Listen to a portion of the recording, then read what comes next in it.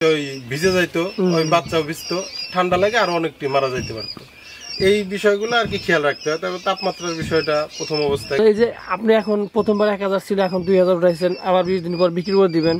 যদি আপনার প্রথমবারের মতো সব ঠিকঠাক থাকে, এই 2000 টাকা বাচ্চা থেকে আপনি কেমন প্রফিট আশা করতেছেন সব খরচ বাদে? সব খরচ বাদে ধরেন 8-9 হাজার টাকা তো থাকবে এই 20 দিনে, যদি সবকিছু ঠিকঠাক থাকে। আসসালামু আলাইকুম, সবাইকে স্বাগত নিবিড় কৃষি চ্যানেলের নতুন আরো একটা ভিডিওতে। তো আজকে হচ্ছে আমরা কোয়েল পাখির খামারে আসছি। তো আপনারা বেশ কিছুদিন আগে আমাদের এক খামারি ভাই তপু, ও হচ্ছে আগে চাকরি করতো, পাশাপাশি গরু খামার শুরু করছে এবং বলছিল আমাদের যে সে খুব দ্রুতই কোয়েল পাখির খামার শুরু করবে। তো সে হচ্ছে প্রথমে 1 চালান কোয়েল পাখি বিক্রি করছে এবং দ্বিতীয়বারে আরও কিছু বাচ্চা উঠাইছে। তো এই কোয়েল পাখিতে সে কতটা লাভবান বা আসলে কোয়েল পাখির বিষয়ে A to Z তার থেকে আজকে জানার চেষ্টা করবে। এবং যারা কোয়েল পাখি পালতে ইচ্ছুক বা শুরু করতে চাইতেছেন, আশা করি এই ভিডিওটা দেখলে আপনারা বাস্তবসম্মত কিছু ধারণা পাবেন ইনশাল্লাহ। আশা করি পুরো ভিডিওটা জুড়ে আমার সাথে থাকবেন। তো চলেন তপু ভাইয়ের সাথে কথা বলি এবং বিস্তারিত জানার চেষ্টা করি। তো দর্শক, এটা হচ্ছে তপু ভাইয়ের যে পরীক্ষামূলকভাবে আগে শুরু করছে। আসলে ছোট্ট একটা ঘর আগে নিজেই বানাইছে, নিজেই তৈরি করছে এবং প্রথম চালানে আমি শুনতে পাচ্ছি যে 1000 বাচ্চা উঠাইছিল এবং দ্বিতীয়বারে এবার কত বাচ্চা উঠাইছে সেটা জানবো এবং আসলে কোয়েল পাখিতে কি আছে বিষয়টা তার থেকে জানার চেষ্টা করব। তো তবু ভাই কি অবস্থা? এই তো ভালো, আপনি ভালো আছেন? এই তো আলহামদুলিল্লাহ। তো চলে আসলাম আপনার কোয়েল পাখির খামার দেখতে। আপনি এর আগে বলছিলেন যে খুব দ্রুতই আসলে আপনি কোয়েল পাখি শুরু করবেন।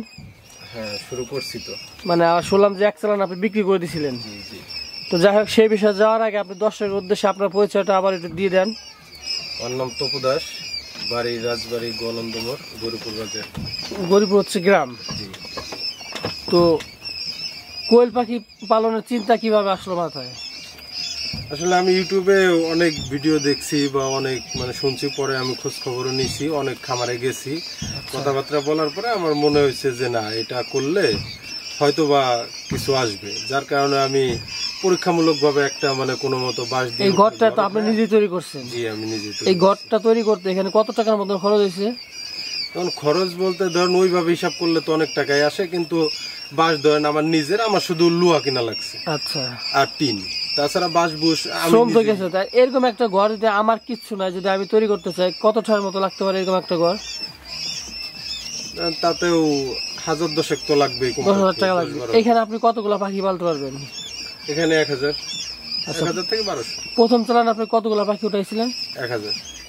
তো এই যে আমি শুনছি যে এবার মারাও যায়, তো আপনি প্রথম চালানে কয়টা মারা গেছিল? কয়টা? প্রথম এসে 27টা মতো মারা গেছিল। আপনি কি মাংসের জন্য পালতেছেন নাকি ডিমের জন্য পালতেছেন? জি জি, মাংস করে ছেড়ে দিই। প্রথমবার কয়দিন পালছিলেন? 20 দিন। 20 দিন বিক্রি করে দিচ্ছেন। আচ্ছা, বাচ্চার কেমন দাম বর্তমানে যখন কিনেন? হচ্ছে আপনার 0 সাইজের বাচ্চা 7 টাকা পিস। আপনি তো ওইগুলোই আনেন। আর যেটা বললেন যে আপনার অভিজ্ঞতা বলতে মানুষের সাথে পরামর্শ করছেন এবং হচ্ছে ইউটিউব দেখে, এবং যেহেতু পরীক্ষামূলকভাবে আপনি 1000 দিয়ে শুরু করছিলেন। তো এইবার কতগুলা বাচ্চা উঠাইছেন? এবার 2000 উঠাইছি। অর্থাৎ প্রথমবার কি আপনি কতটা সফল ছিলেন? প্রথমবার প্রথম আন্দাজে মোটামুটি সীমিত কিছু লাভ ছিল, খুব বেশি ছিল না।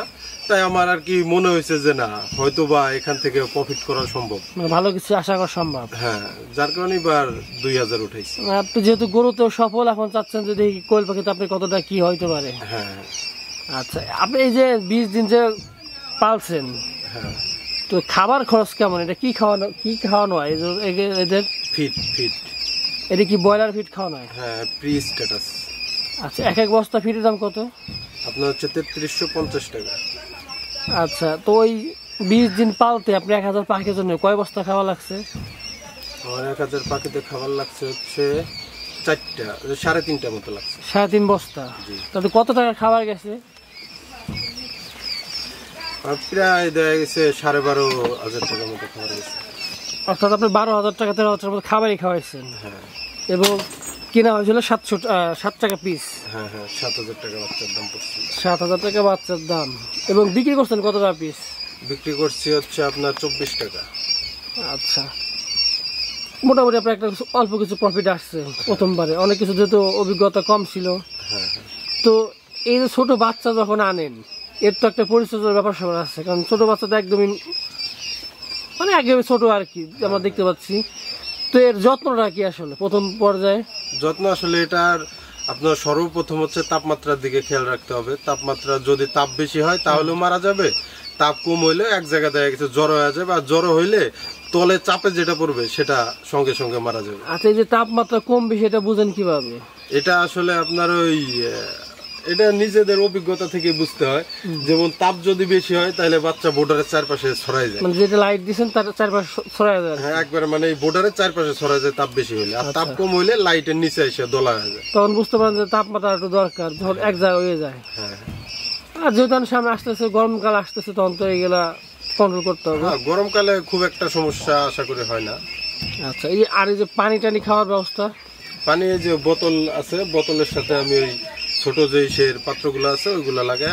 এই যে বোতল যে সিস্টেমটা করছেন এটা কি আপনি নিজেই করছেন না অনেকে এইভাবে দেওয়া হয় পানিগুলো? না, বাচ্চাদের এইভাবে দেওয়া হয়। আচ্ছা, তো এই বোতল উঠায় ফেলবেন কবে থেকে এই পানির ব্যবস্থাটা? এগুলো 8 থেকে 10 দিন থাকবে এইভাবে। আর এই যে বোর্ডারে যে রাখছেন এটা ছাড়বেন কবে? এই তো 8-10 দিন পরেই ছেড়ে দেবেন। ছেড়ে দেবেন? হ্যাঁ, এটা মানে বোর্ডার থেকে বের করার পরে আর এই বোতলের এই পাত্র থাকবে না। তো এই নতুন এই বাচ্চাগুলো উঠাইছেন কবে? এটা কালকে উঠাইছি। তো আমরা ওই পাশে দেখলাম বেশ কিছু মারা গেছে, এইখানকার কি অবস্থা? এখানে আসলে ওইভাবে মারা যায় নাই, এখানে মোটামুটি সবকিছু ঠিক আছে। তো এটা কি বাচ্চার সমস্যা নাকি আপনার কোনো তত্ত্বাবধানের কোনো সমস্যা হচ্ছে মনে হচ্ছে আপনার?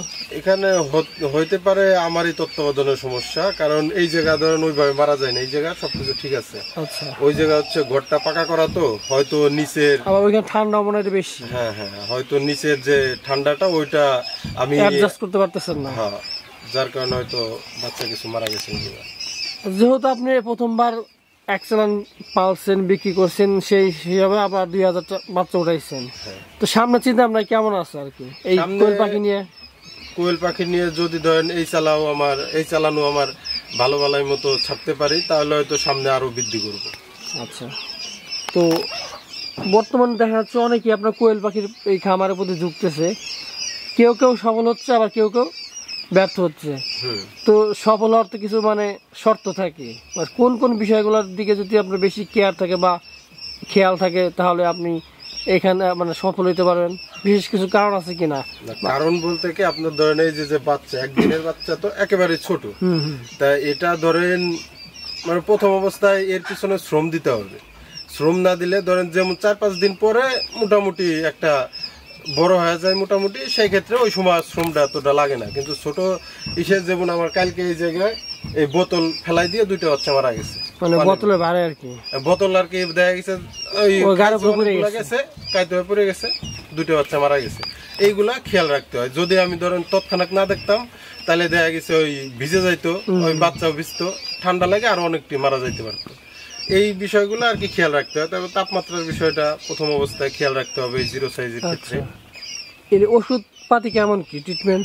ওষুধ পাতি ধরেন আনার পরে গ্লুকোজ দিতে হয়, আর তারপরে একটা অ্যান্টিবায়োটিক আছে, অ্যান্টিবায়োটিক 3 দিন চলে। তাছাড়া তো উল্লেখযোগ্য কোনো ট্রিটমেন্ট নাই কোয়েল পাখির? না, এই মানে এই মাংস ধরানো পাখির আর সেরকম কোনই নাই। আর এই আপনার 4-5 দিন পরে যায় জিঙ্ক খাওয়াইতে হবে।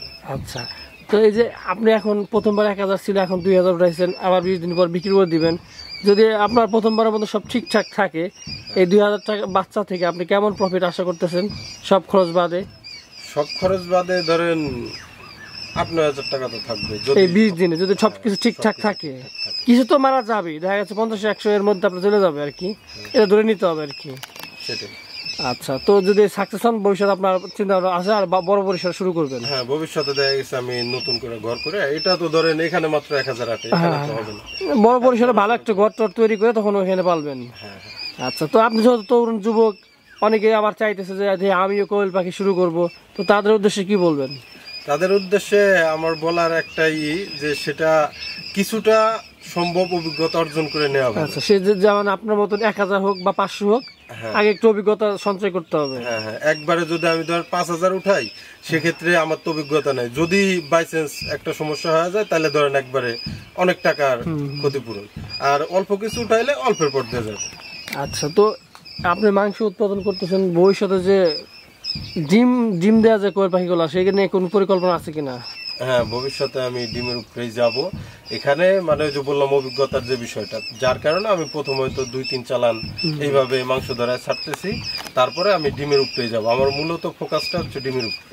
আচ্ছা, ঠিক আছে ভাই, আপনাকে অসংখ্য ধন্যবাদ এবং আপনার খাবার জন্য শুভকামনা থাকলো।